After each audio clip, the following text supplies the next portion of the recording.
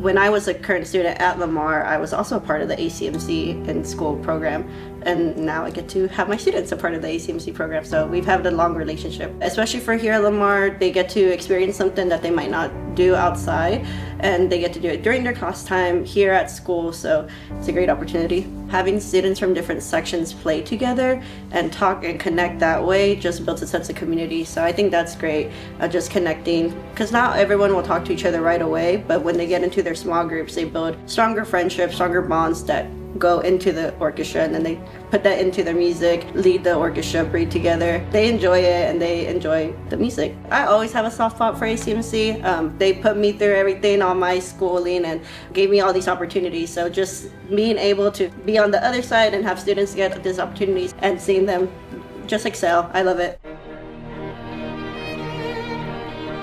In an orchestra setting, I do want to show them orchestral music most of the time. But chamber music and quartet music is just so different, and it's so intimate, and it's beautiful.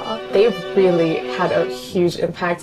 What I really enjoyed about this was the fact that it was so accessible for the group to come in, and then everyone involved was very professional, kind, and patient and understanding. And that was really good for my students to see, especially at such a young age.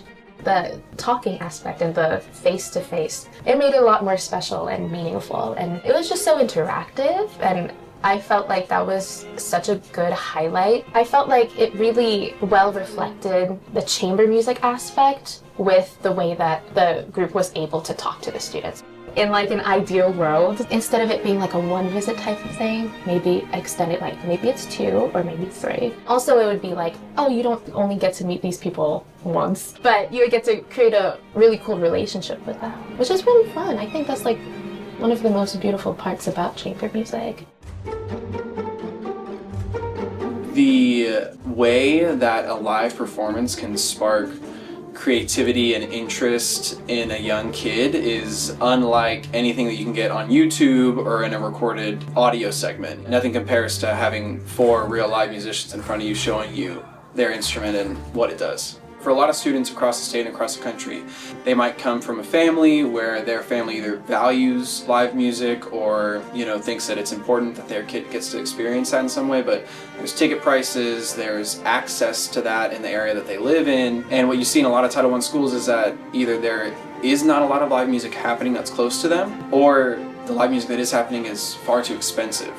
And even programs that offer field trips and reduced ticket prices, that could cost thousands of dollars. I mean, the bus alone will cost close to $1,000. So by bringing the musicians to the school, it creates such an opportunity that the school wouldn't be able to provide, the family wouldn't be able to provide, and the kid doesn't even know about until it happens. The idea of windows and mirrors, of kids being able to see both themselves reflected in the things that they see, but then also see a path towards that.